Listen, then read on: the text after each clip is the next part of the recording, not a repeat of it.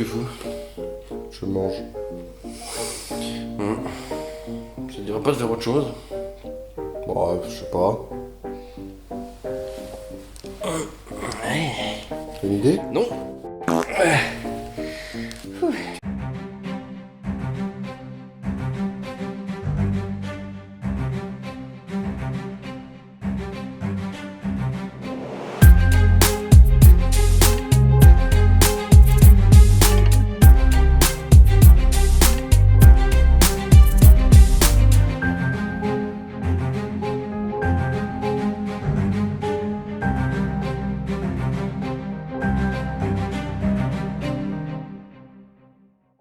Et salut à tous et bienvenue dans le Codex Canin. Aujourd'hui on se retrouve pour un épisode un petit peu spécial. Non je déconne, allez on est parti. Dans l'épisode d'aujourd'hui, on va parler de jeux de rôle. Merci connard. Oui. Non, plus sérieusement, aujourd'hui, nous allons parler d'un jeu de rôle différent de celui de la dernière fois, effectivement. Nous avions un style taper douleur, non, tout va bien. Celui-ci sera un petit peu plus orienté survie. Non, vachement plus orienté survie quand même. Vous allez avoir des ressources, il va falloir les économiser. Et oui, style kit de soins, vous allez être content d'en avoir. Il y aura aussi une certaine touche d'horreur, un petit peu style Lovecraftien pour ceux à qui ça parle.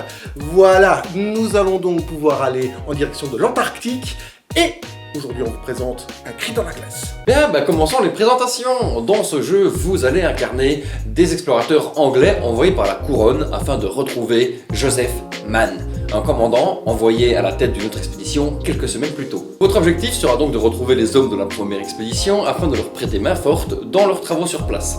C'est aux abords du camp de base que votre partie va donc commencer. À partir de là, bon jeu et bonne chance.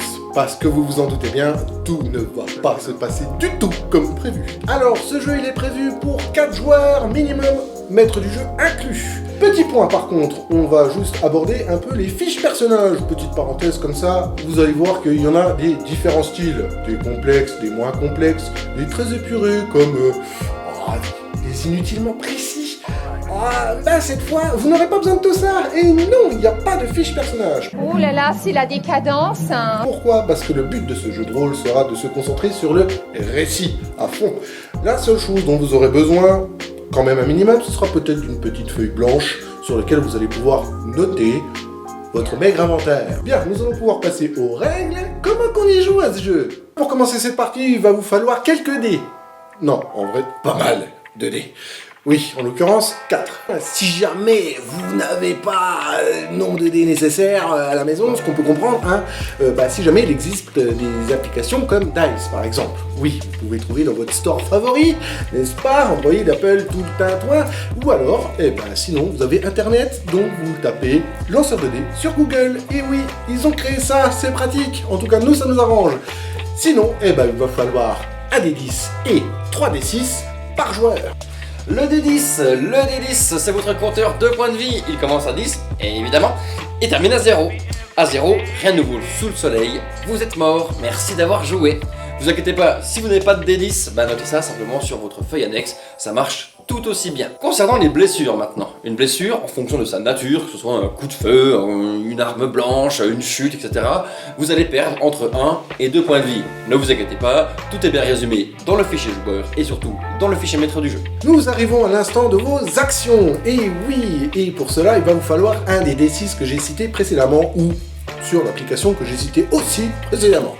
Pour savoir si votre action est réussie ou non, vous allez donc jeter vos dés, vous pressez sur le buton, et avec un résultat de 1 à 3, ça va donner un échec, et un résultat de 4 à 6, ça va donner une réussite. Et non, il n'y a pas de réussite critique ou d'échec critique, c'est la deuxième petite particularité de ce jeu de rôle. Du respect, ça? Tu crois que c'est du respect, mon garçon? Bon, et les 2 derniers dés, vous allez me demander, t'es gentil, mais ils servent à quoi? Ce sont des compteurs, et oui, il va y avoir un dé pour la santé mentale, et un dé pour les engelures, ou inversement, comme vous voulez. De toute façon, c'est 2d6. Les engelures, comment ça marche? Ça marche bien. Blague à part, les engelures, c'est une petite mécanique un poil compliqué, ne vous inquiétez pas, on est là aussi pour vous expliquer, qui va venir insidieusement et lentement affaiblir votre personnage. Je m'explique. Un personnage en bonne santé a 10 points de vie. Il a donc 10 points de vie sur 10. 10 étant son maximum de points de vie. Voilà, ce sont ses PV max, si vous voulez. Imaginons que ce personnage subisse 2 blessures et qu'il tombe à 8 points de vie. Il reste à 8 sur 10 points de vie maximum. Ça change pas. C'est justement là qu'interviennent les engelures. Durant votre partie, votre maître du jeu va vous demander plusieurs fois de faire un jet de résistance au froid. Si vous le réussissez, tant mieux, on passe à la suite, tout va bien. Par contre, si vous le ratez, vous allez subir une engelure.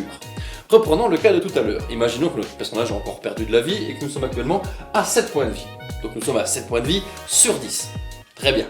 L'engelure, elle, va venir cibler les points de vie maximum de ce joueur, en les réduisant de 2 pour chaque engelure subie par le personnage. Donc le personnage passera de 7 sur 10 à 7 sur 8. Ok, avec tout ça, vous comprenez donc que vous pouvez accumuler les engelures. Bon, ça on vous le conseille personnellement pour la viabilité de votre personnage. Donc si vous en avez une, votre total de points de vie maximum est réduit de 2. Si vous en avez 2, il est réduit de 4 et ainsi de suite. Et c'est là que ça devient fun. C'est la suite.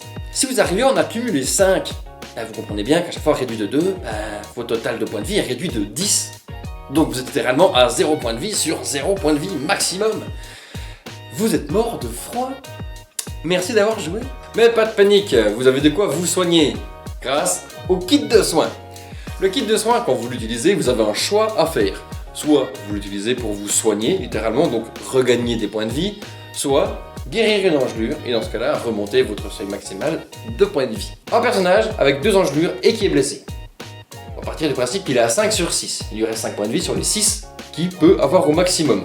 Ce personnage-là utilise un kit de soins afin de guérir une engelure. Il va donc passer de 5 sur 6 à 5 sur 8. Il devra donc utiliser un second kit de soins pour revenir à 8 sur 8. Yes, et on arrive gentiment au bout. Il ne nous reste qu'une seule règle à voir, c'est la santé mentale. Magnifique. Durant votre partie, votre maître du jeu va vous demander de temps en temps de faire des jets de santé mentale, justement. Yes, ça tombe bien. Bon, si vous le réussissez, rien ne se passe, la vie continue, vous êtes un peu des gens chiants pour les explications. Par contre, si vous le ratez, c'est là que c'est cool, et on dit bonjour au 3e et dernier des 6 de cette session. C'est votre compteur. Voilà, il commence à 0 et peut monter jusqu'à 6. Magnifique. Qu'est-ce qui se passe quand il monte ? On vous le dira pas.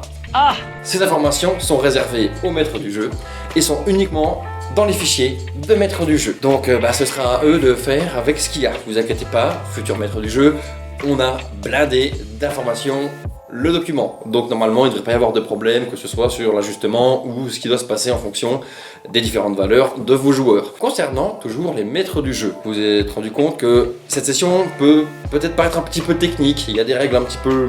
voilà, on sait pas trop comment ça se goupille. Donc on va malheureusement déconseiller de masteriser cette session si c'est la première session que vous masterisez ou si vous en avez fait qu'une ou deux. Ça va vous demander beaucoup d'investissement, ça demande peut-être un peu d'impro, il y aura des règles à gérer, vous êtes le seul à avoir les clés comme la santé mentale. Donc voilà, faites un peu gaffe. Par contre, si vous êtes un nouveau maître du jeu, déjà, bienvenue dans la famille. Mais surtout, si vous voulez masteriser une partie un peu plus simple, on renvoie à notre dernier épisode, juste là, c'est clairement fait pour vous. Nous voilà au bout de cette vidéo, ça a été long et fastidieux, nous arrivons enfin à la conclusion. Merci beaucoup d'être resté avec nous jusque là.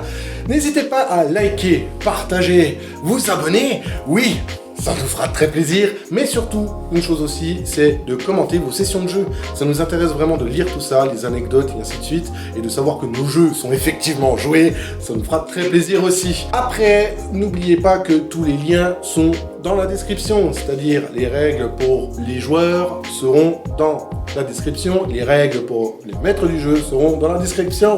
Tout sera ensemble, c'est parfait, c'est quand même bien fait. C'est très bien fait. Ce jeu il est un petit peu particulier. Bon déjà il ressemble pas du tout à ce qu'on vous a déjà proposé, mais surtout c'est un peu un ovni par rapport à ce qu'on va vous proposer par la suite. On l'avait dans le sac à dos, ça nous fait plaisir de vous le proposer, donc le voilà, servez-vous et amusez-vous, on espère que ça vous plaira. Sinon on se retrouve bientôt pour une prochaine vidéo, mais surtout pour un nouveau one shot.